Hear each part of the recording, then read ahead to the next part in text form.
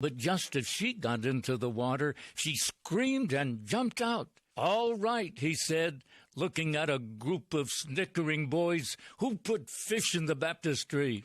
Fish are out of place in the baptistry and unexpected. Someone is always disturbed when you, as a child of God, are unexpectedly out of place. Get your cues of behavior from the Word, not the world. The Bible says, "Be not conformed to this world." For your free copy of Dr. Guido's daily devotional, Seeds from the Sower, write The Sower, Mentor, Georgia, 30439. Visit us on the web at thesower.com.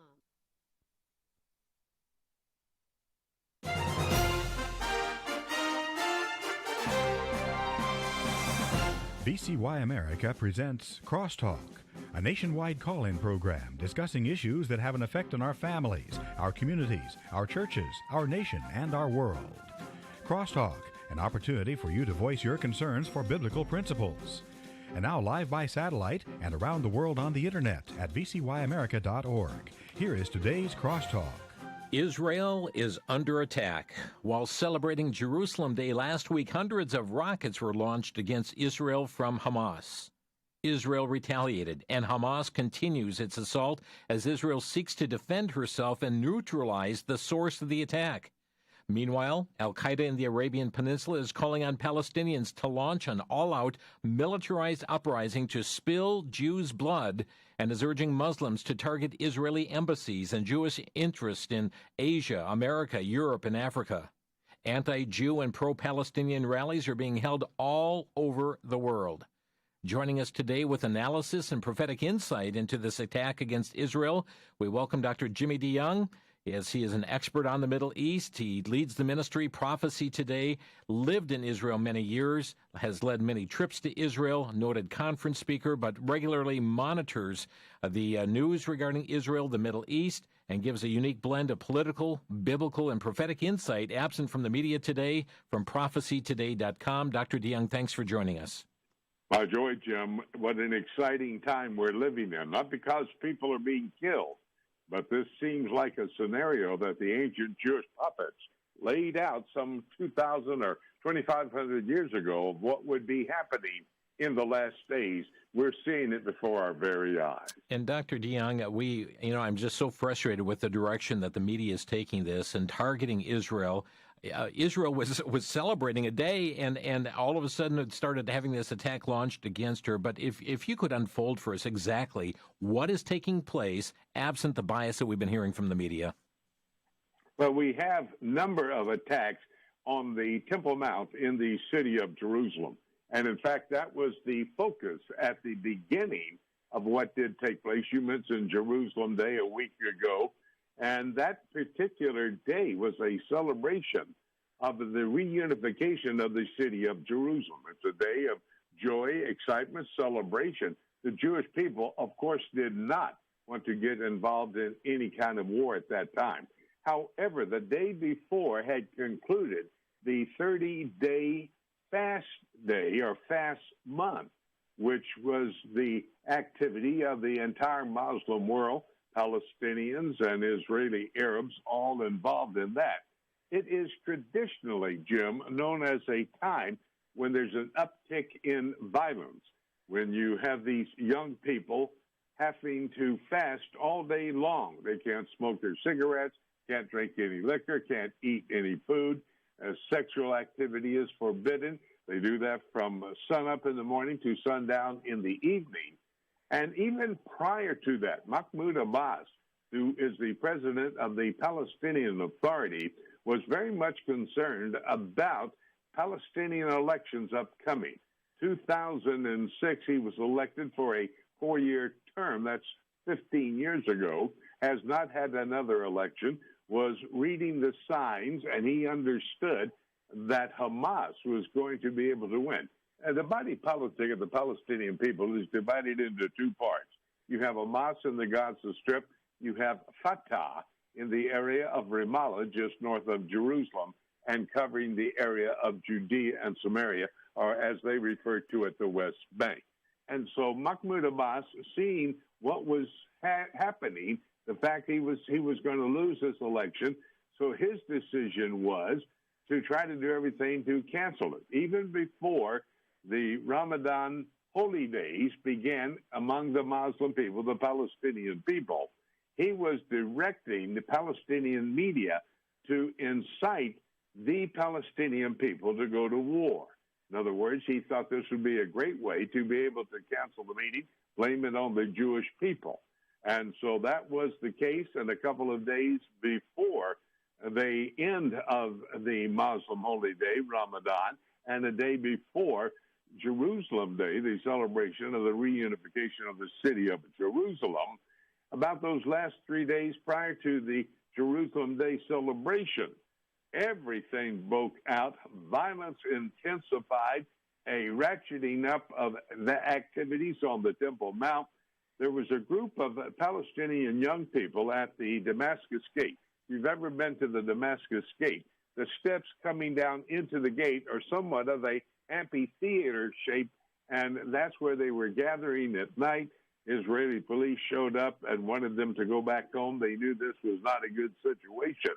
Well, they went on TikTok, owned by the Chinese, of course, and they started demonstrating on TikTok violence against the Jewish people. As Orthodox Jews were coming out of the old city at the Damascus Gate, they would knock their hats off, they would hit them, they would attack them, they would start beating them.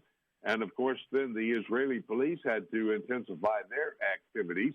It then went all the way up to the Temple Mount, and it just everything broke up on the Temple Mount.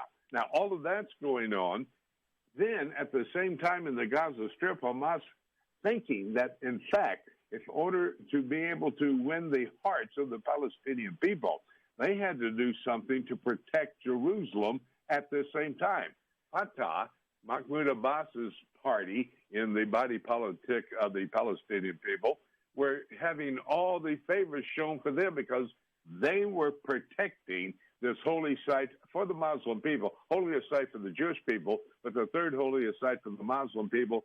And so they started firing rockets, doing everything they could, putting out the promotion, we are protecting Jerusalem as well. That's how this whole thing came together. There was a little experience. There is a community there in the old city of Jerusalem, Sheikh Jarrah, which was a home in the late 1800s. I think it was 1875. A group of Jewish people purchased some homes there before all of this was even a part of anybody's imagination. Anyway, when the war in 1948 took place, at the time of independence for the Jewish state of Israel, when that took place, squatters from the Palestinians went into these homes, took them over, not paying any rent, not purchasing these homes, and the Israeli Supreme Court made a decision that these homes would have to be evacuated by the Palestinian people. And so Mahmoud Abbas jumped on that, Hamas jumped on that. They said, not only are we going to protect the Temple Mount of Jerusalem, we're not going to allow these homes to be evacuated by the Israeli police.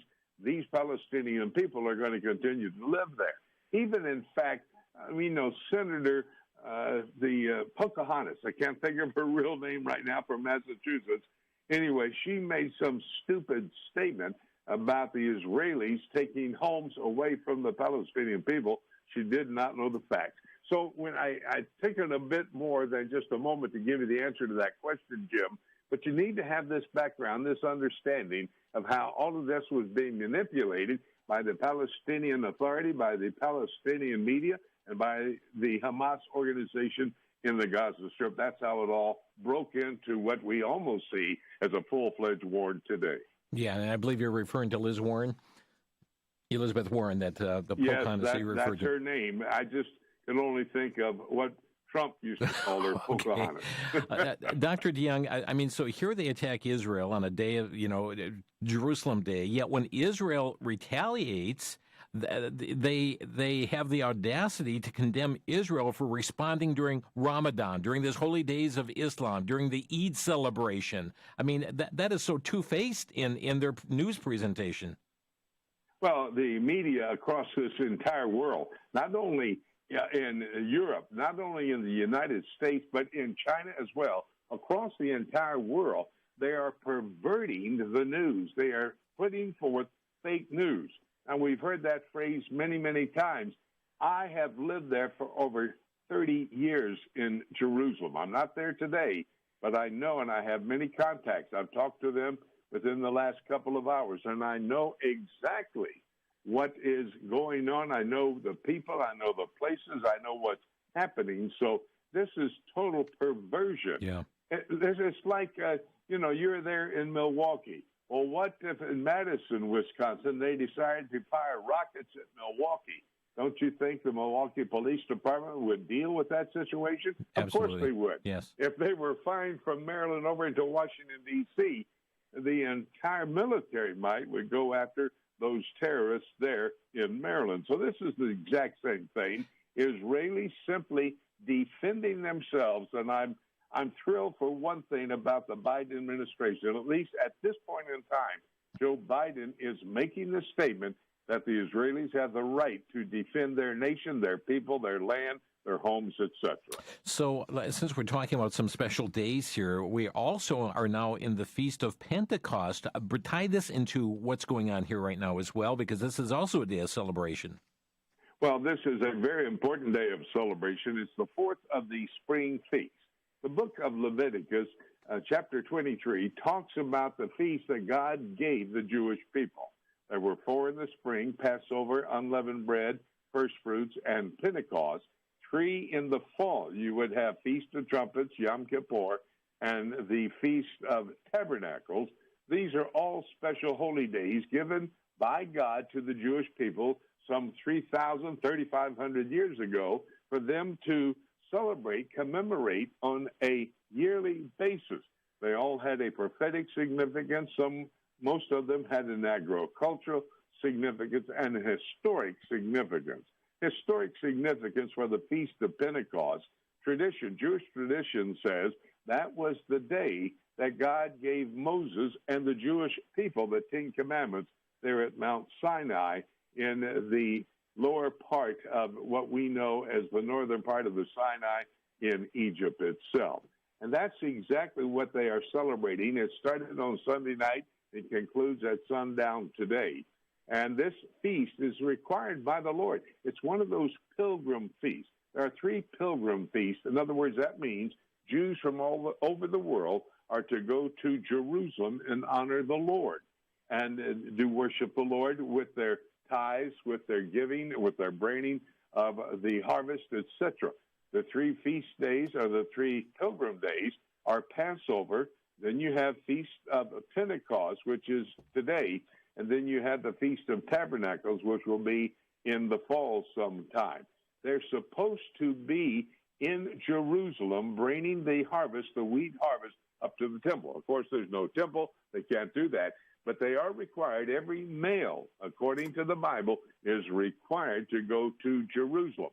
You remember it was on the day of Pentecost, Acts chapter 2, when there were Jews from every single nation of the world, Acts 2, verse 5, celebrating Pentecost in the city of Jerusalem when the Lord brought about the church at the preaching under the Apostle Peter at that time.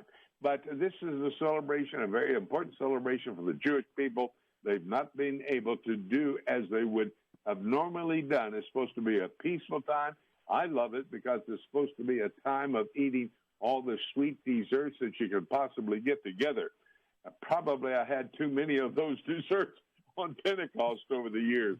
That's what's supposed to be happening. Yeah, that's why you took your tours there at this time of year.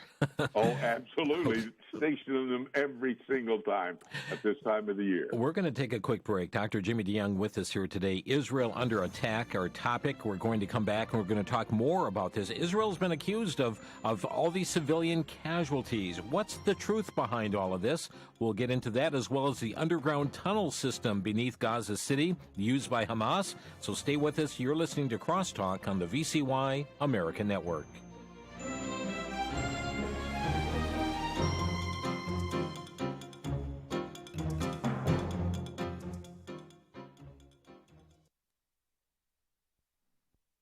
Back to Genesis with Dr. John Morris, popular creation speaker and author with the Institute for Creation Research.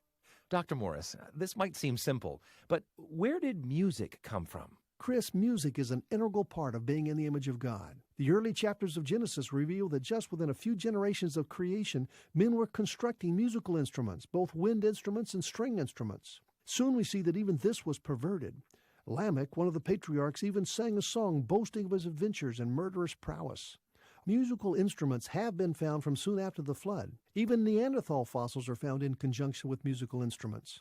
You see, Chris, the evidence that we find supports the biblical truth of creation. Even music started back in Genesis. To learn more about creation, get our free DVD called That's a Fact. Visit our web store at icr.org/store and use the promo code FACT at the checkout when ordering your That's a Fact DVD.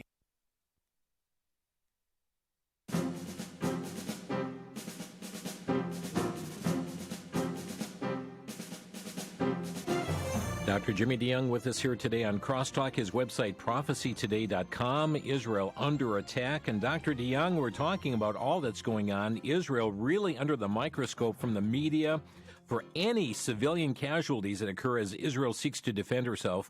Is it true, Dr. DeYoung, that Hamas purposely puts their operation centers into heavily civilian areas? They do that, and that's a international crime. In order to be able to do that, they should be before the International Criminal Court because of that. They go into schools. They put their capabilities, their launchers for their rockets and their missiles in school on the school grounds. There was a 14-story building that also housed the AP and I think one of the networks out of the Arab countries as well.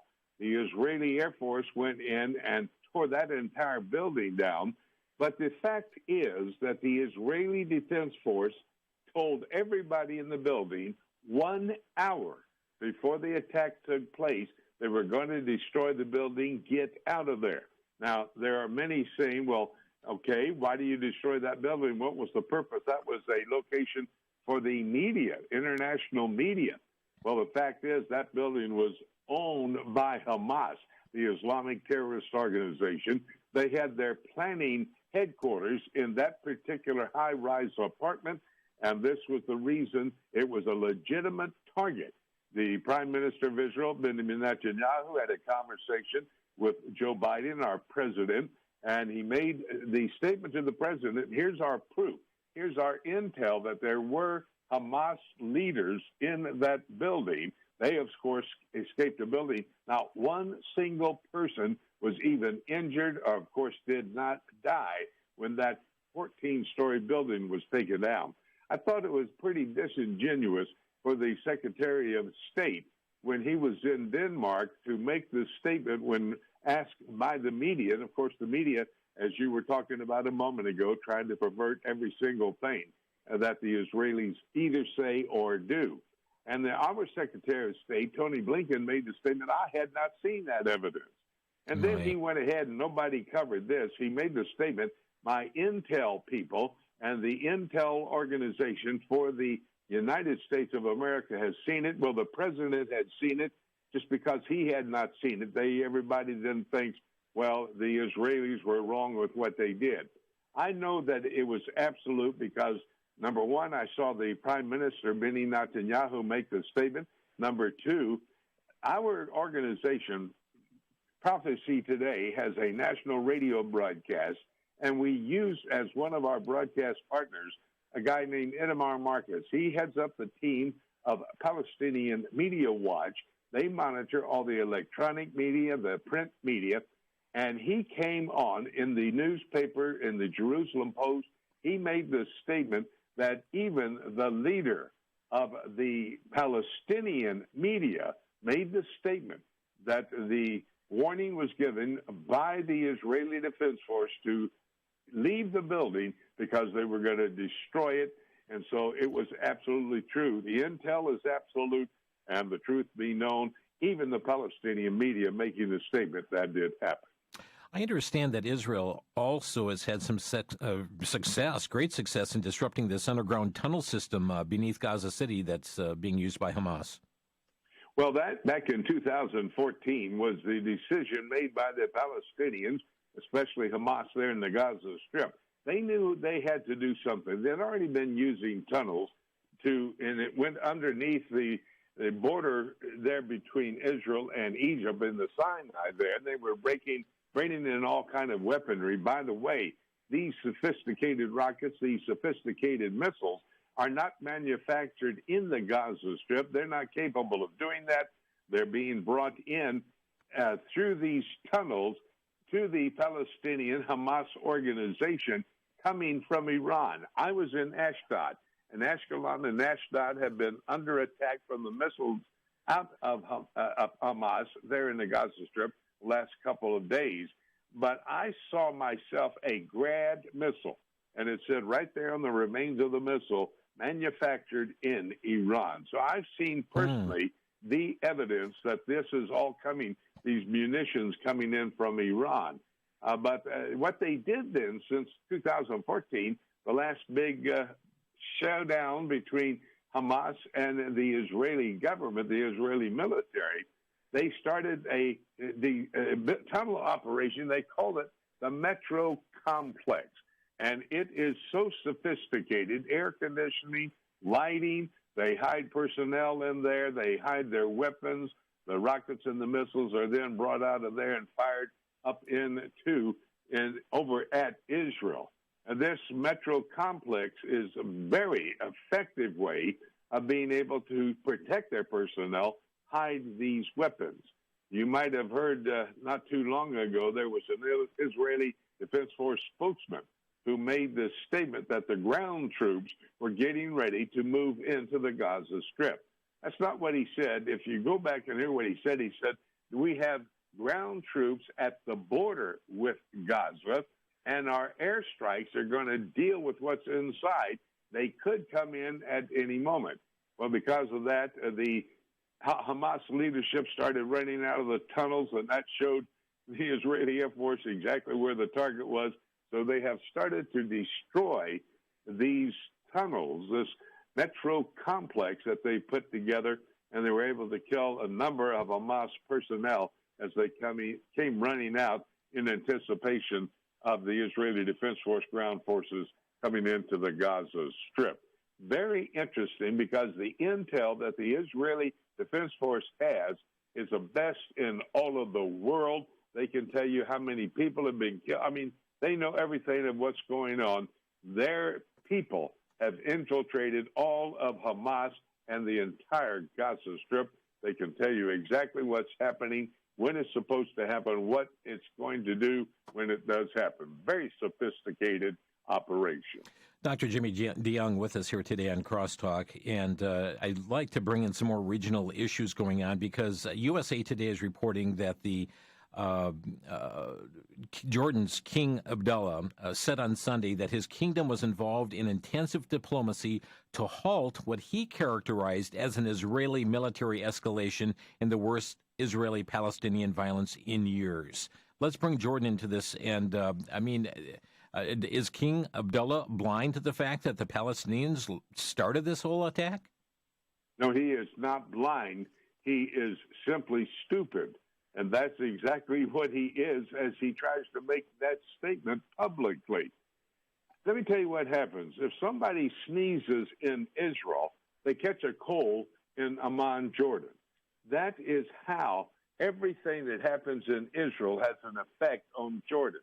You've got to remember that the largest majority of the population of Jordan, 75%, are Palestinian people who actually went over, at least some of their family members, in 1948 at the time of independence for the Jewish state. And the young men and the husbands and their fathers said, hey, we're going to wipe Israel into the Mediterranean Sea. About 3 weeks, you can come back home. Well, they didn't do that, of course. They have not come back home. And those Palestinians have raised families over there, so the population has increased. Now, the king of Jordan, Abdullah, is not Palestinian. He happens to be married to a Palestinian woman, but he comes out of Saudi Arabia. In fact, his namesake, his great-grandfather, was the sheriff of Medina. And, of course, that is the location, one of their major holy sites there, Mecca and Medina. He was the sheriff. That's not meaning that he, had the deputy sheriffs and everything. They rode around in vehicles. That was the leader and custodian of the holy sites, Mecca and Medina in Saudi Arabia. He was pushed out of that position. He came to Transjordan, as it was known then, and they gave him that state. It's actually a Palestinian state, and many do believe that that's the location where the Palestinians have their state, and it should be. Well, you put that together then with the fact that the Muslim Brotherhood is in Jordan trying to overthrow King Abdullah. So Abdullah has to be watching very closely what's happening there in Jerusalem at the Gaza Strip. It's going to affect him. The longest border with the state of Israel is that border between Israel and Jordan. The Jordan River is that border as it comes from the north and all the way down to Eilat and the Red Sea. So this is a very much of a concern to King Abdullah. That's why he's making, I think, some very stupid statements. He knows the truth. He'd better start telling the truth, but I can understand his concern. So, Dr. DeYoung, while Israel has been defending herself against Hamas, I saw a Western Journal, they're reporting that Lebanon has also launched some rockets at Israel as well. Plus, there are violent agitators who crossed into Israel from Lebanon on foot. I mean, that's coming in from the north. That's coming in from the north, and that same thing is happening there on the border between Israel and Jordan as well. That's another concern. So you have Israel dealing with the Gaza Strip, with Jerusalem, with the northern border with Lebanon, and with the eastern border with Jordan. You have this from four sides coming against the Jewish state, so they have to be able to defend themselves. What's interesting, Iran has given both Jordan and Lebanon these drones that are capable of carrying explosives, and these drones are now attacking from the north and from the east. They're using them also out of the Gaza Strip, all supplied by Iran. So Iran is basically orchestrating all that we see unfolding there, started, of course, by Mahmoud Abbas and Hamas. Could you comment on this anti-Israeli protest all over the world? I mean, we're talking New York, Washington, D.C., London, Istanbul, Barcelona, Cape Town, Sydney, other major cities around the world, Montreal, Canada. I mean, they're pro-Palestine demonstrations trashing that building that houses the Israeli consulate. At the same time, synagogues are being torched in places like Lod. What about this anti-Israel protest that we're seeing all over this globe? Well, it's being orchestrated again by the Muslim world. I was talking to someone that reports out of London, our European Union update, on my weekend program, Prophecy Today weekend. And the Palestinians are a part of all that's going on around the world. There's somewhere in the area of about 5 million Palestinians that are scattered all across the world. But then you have the Islamic elements, so many of them going into Europe, the European Union, for example, and they are attacking the Jewish people in the street. They're attacking the synagogues. In Germany, they're burning the Israeli flag. It's just happening in Washington, D.C. Hey, in Washington, D.C., we have 5 in the squad of our members of the United States Congress that are attacking Israel as well, yes, and saying that they should stop all funding any type of foreign aid going to Israel. Let me just clear that up a moment. When the Israeli government receives any funding from the United States, they call it foreign aid, they then turn around and buy, for example, the F-35 stealth bomber. They buy that from the United States manufacturer. So they spend the money they got from the United States to buy military hardware, airplanes and jet aircraft, F-35s, and then they refurbish this F-35 or the F-16s, and they give all that technology to the United States to use in their Air Force. That's the bottom line. That's the truth about foreign aid coming into Israel. And these 5 in the squad there in the United States Congress need to understand what they're saying and quit being propagandists for Hamas, a terrorist organization. We'll be back in a minute. This is Crosstalk. Do you find yourself guilty of committing the same sin over and over again? You confess it, but you find yourself repeating it again. The Bible tells us that we are to mortify or put to death the deeds of the flesh. For believers, this becomes a daily challenge as the internal struggles ensue. Sadly, many fall into repeating patterns of sin and struggle sincerely with knowing how to break free. In the book Killing Sin Habits, author Stuart Scott addresses the repetitive nature and pattern of sin and the hindrances that keep people from overcoming their sinful habits. He also provides practical insight as to how God, through the work of the Holy Spirit and radical faith, can help you have victory over sin in your life. He addresses the issue of genuine repentance and provides a detailed battle plan for killing sin habits in our lives. The booklet, Killing Sin Habits, is available for a donation of $12 or more by calling VCY America at 1-800-729-9829. That's 1-800-729-9829.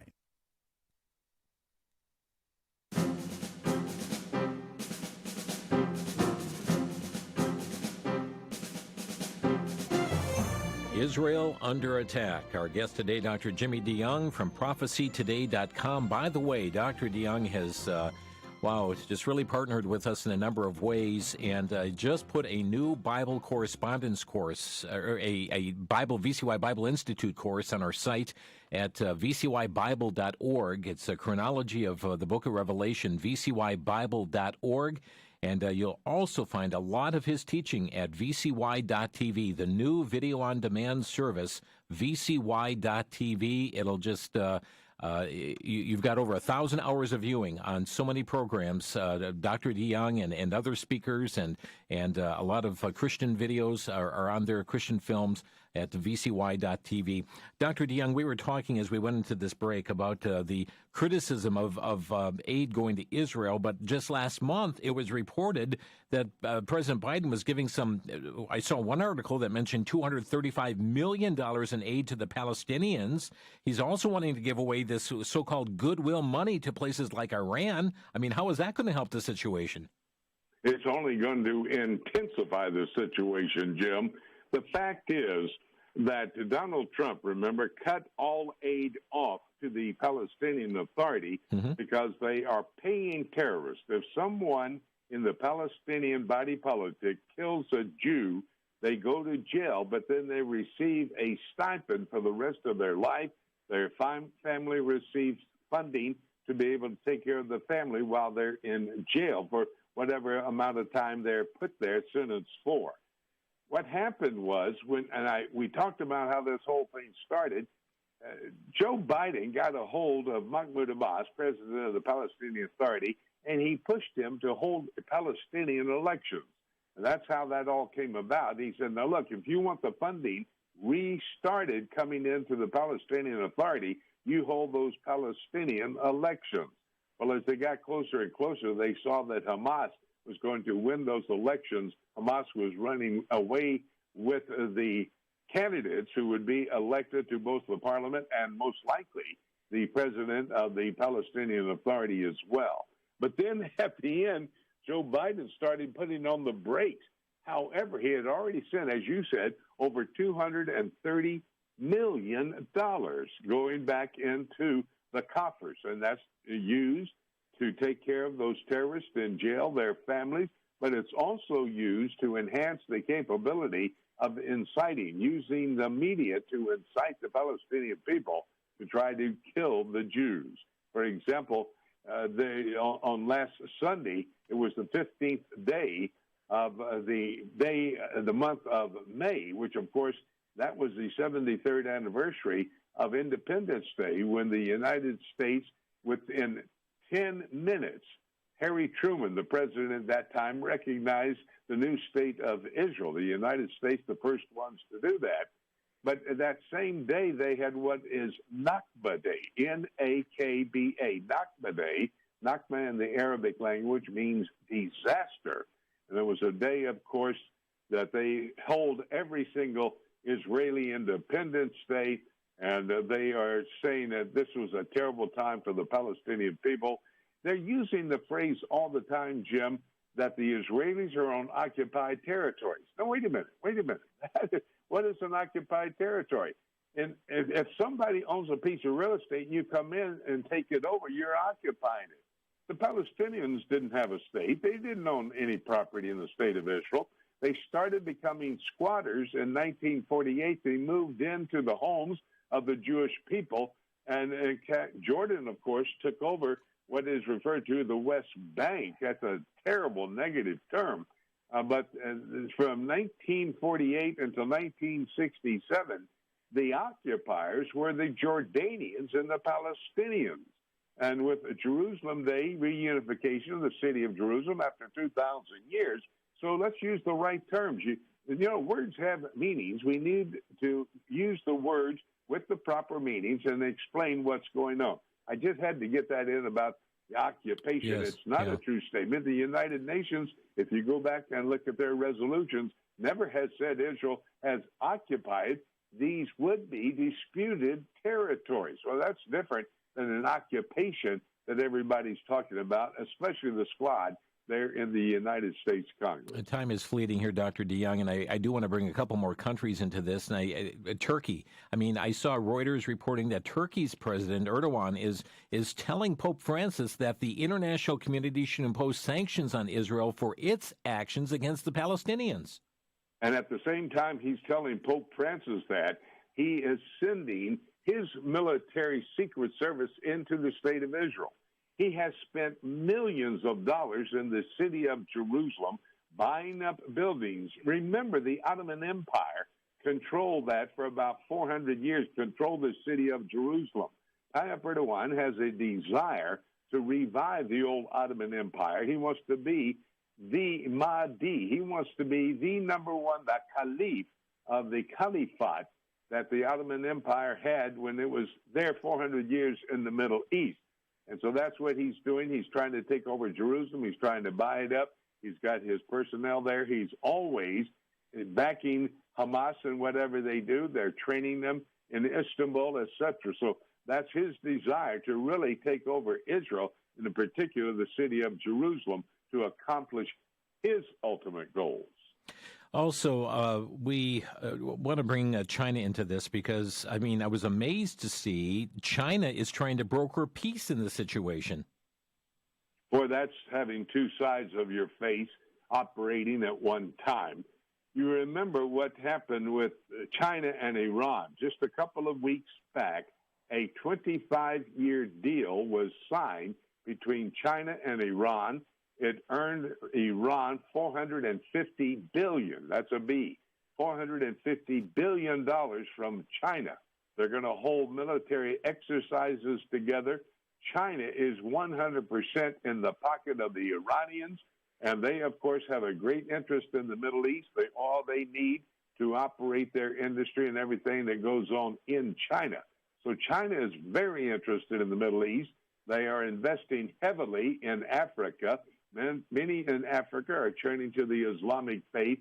They're playing two ends against the middle. They're trying to make it happen so they can become number one economically, number one militarily. The Bible tells us that will be the case. If you ever look at the book of Revelation, chapter 16 and verse 12, it says there will be an entrance into the Middle East out of the far east. The river Euphrates will dry up, making way for the kings of the east. That would include China and India. You put those two nations together, the two most populated nations in the world, you have about half the population of the world, and they will join in partnership with the Antichrist, this 16th chapter of the book of Revelation. Because what the Antichrist is going to do, set up a one-world economic, political, governmental system in Babylon, and in order to be able to buy or sell, you have to have a mark on the forehead or the back of the hand, a mark of the beast, whatever that might well be. And the fact is, China is preparing for that to happen so they can reach that goal of number one economically, number one politically, and number one militarily as well. They're already investing heavily. Iran, $450 billion. Right. That helps them conclude the development of their nuclear weapon of mass destruction. They then can finance this terrorism that's going on in Israel as they put the munitions in the hands of Hamas there in the Gaza Strip. Friends, if you'd like to get online, our number 800-733-9829. That's 800-733-9829. And let me just mention that in just a moment, I'm going to ask Dr. DeYoung for a prophetic perspective on all of this. But get online here so you're ready to go quickly with your questions. Dr. DeYoung, we speak of this rise in anti-Semitism. It's happening all over the world. I was just shocked, flabbergasted. Freelance journalists who've been contributing to CNN, which now has since been fired, but who sent out a tweet last Sunday saying, "The world today needs a Hitler." This is outrageous, Dr. DeYoung, as we see all of this together. I know we've got just a couple minutes here, but give us a prophetic perspective on what we're seeing take place, all with this conflict. Zechariah the prophet made a statement in the 13th chapter, verse 8, that there's going to be another Holocaust. Talking about Hitler, his people killed 1/3 of the Jews at that time in history, 18 million Jews on the earth at the time of the Second World War. He killed 6 million of them, that's 1/3. Zechariah says 2 out of every 3 Jews will be killed in the tribulation period. And we see this rise in anti-Semitism, what's going on, the attacks on Jews around the world because of the conflict going on right there in Jerusalem and the Gaza Strip. You see that rise. You see the appearance of Antichrist about to come on the scene. All of this is going to unfold. We're watching it. It is all coming together. And our phone number here to Crosstalk, we're going to begin with Mark in Monroe. You're on the air. Yes, I'm very suspicious of Joe Biden saying he's supportive of Israel defending itself, especially since he was vice president to Obama, whose loyalty happened to be with the Muslim Brotherhood. Personally, I think it's just a political ploy to side with Iran, especially kind of connecting this with John Kerry and the whole Iranian nuclear deal. And, well, that's my opinion. Thank you, Mark. Dr. DeYoung. Well, I want to tell you something. Is it not ironic that Joe Biden will be making a statement to Israel that you have the right to defend yourself, and then sending many of your personnel to Vienna, Austria, to sit down with the Iranians and see how much money they want the United States to give them so they can finish their development of a nuclear weapon of mass destruction, to start that Iranian nuclear deal all over again. It was failed from the outset. Now Joe Biden, and he has the same players that helped Barack Obama put that nuclear deal for Iran together. They're now working for Joe Biden. They're the ones at the tables in Vienna. So, yeah, I think Joe Biden may be talking out both sides of his mouth. Hey, you can defend yourself, Israel. Hey, you Iranians, we're going to give you all the money you need to destroy Israel. Robert is next. Robert, you're on the air. Yes, sir, Brother DeYoung. You able to, I want to say politely, or agree with Brother Bob Kunuk's perspective on the temple position with the geographic citations of reference to Scripture? No, sir, I do not agree one bit with Bob Cornick, because that is all false material he has. However, I do agree with every Israeli Jewish archaeologist.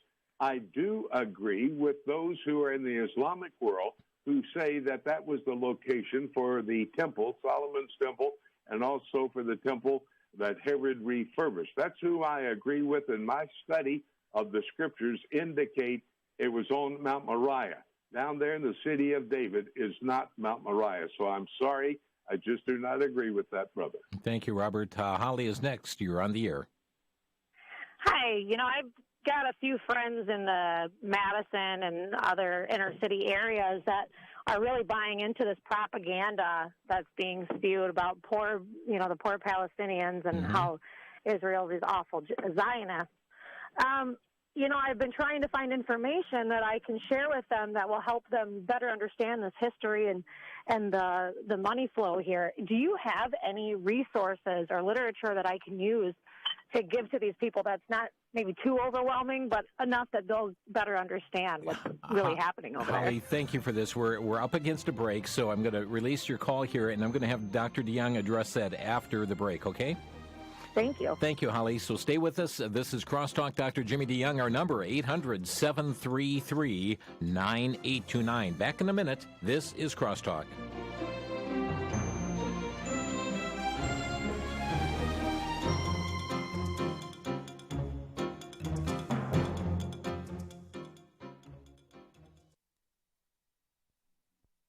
For the Worldview Report, I'm Brandon House. Our website, worldviewreport.com. We now have over 150 generals and admirals, flag officers, that have signed something that is historic. It's a letter warning the American people we are falling into Marxism. Folks, this has never happened. We have never had 150 generals, and the list may be higher than that now, sign a letter warning the American people we're rolling into Marxism and that there were issues with the election. We also now have a Space Force commander that has been fired simply by expressing his views, his concerns about Marxism. He has been relieved of his duty, Lieutenant Colonel Matthew Lohmeyer. Folks, we are in a pre-Marxist revolution right now in America, and those who think it's conspiracy, well, they might want to check with the generals and admirals who just signed the letter warning America it is now underway. For the Worldview Report, I'm Brandon House.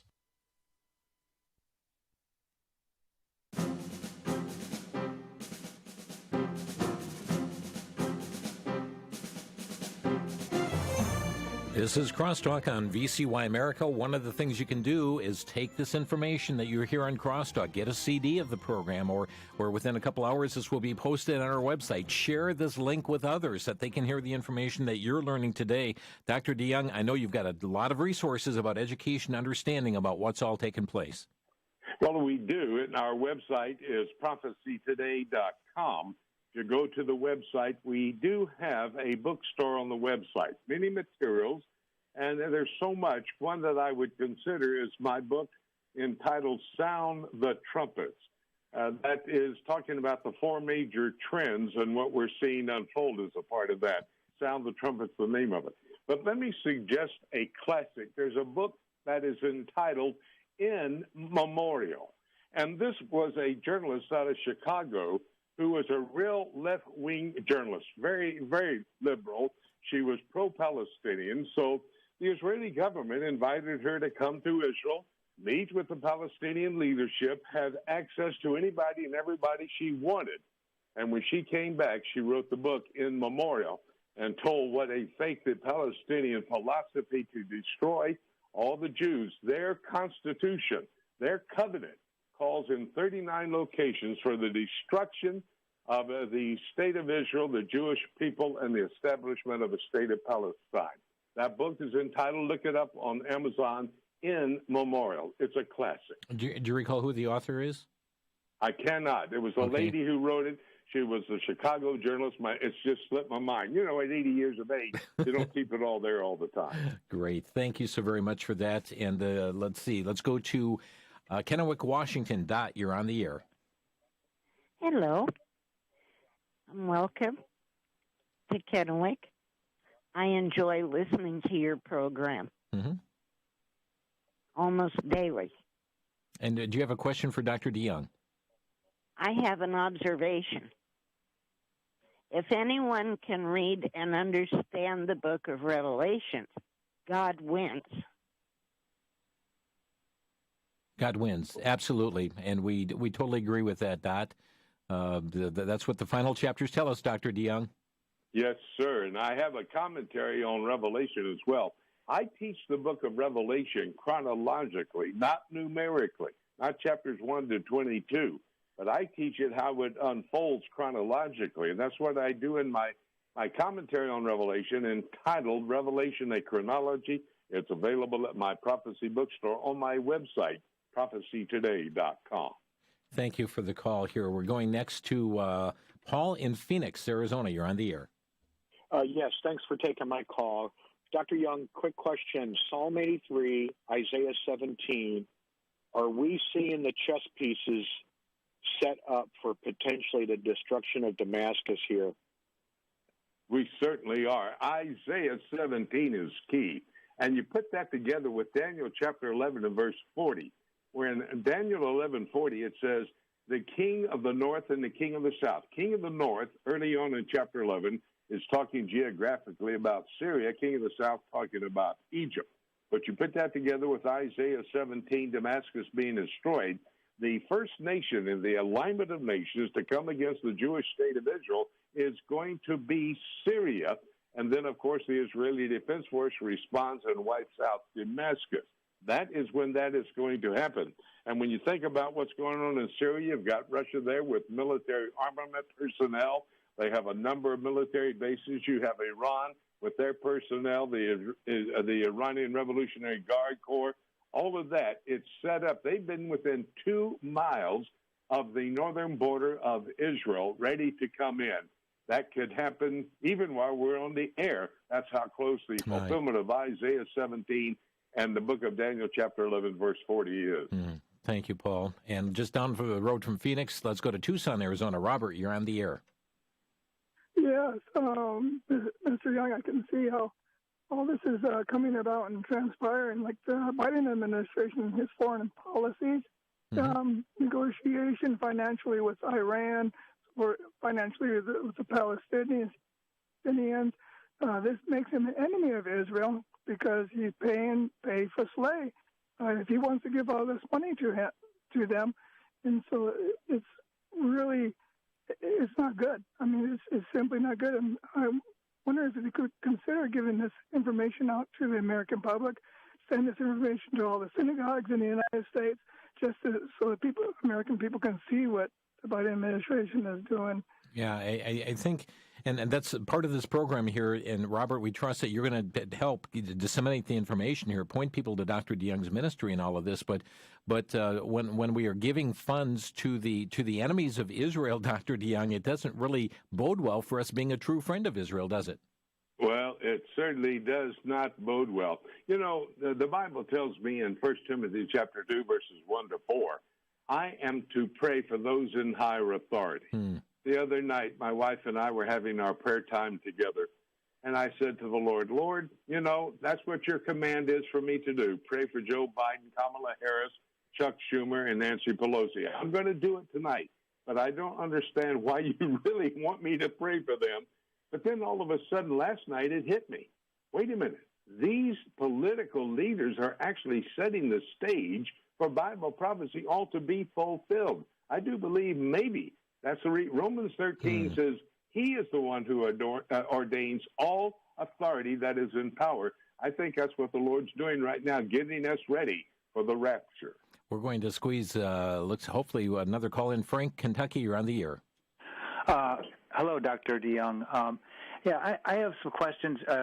Basically, do you see any allies whatsoever politically or even perhaps even militarily, but certainly politically in the Muslim world there in the Middle East for Israel at this time, and also perhaps even reaching as far north as Europe? Okay, tell you what, we're down to 30 seconds. Dr. DeYoung.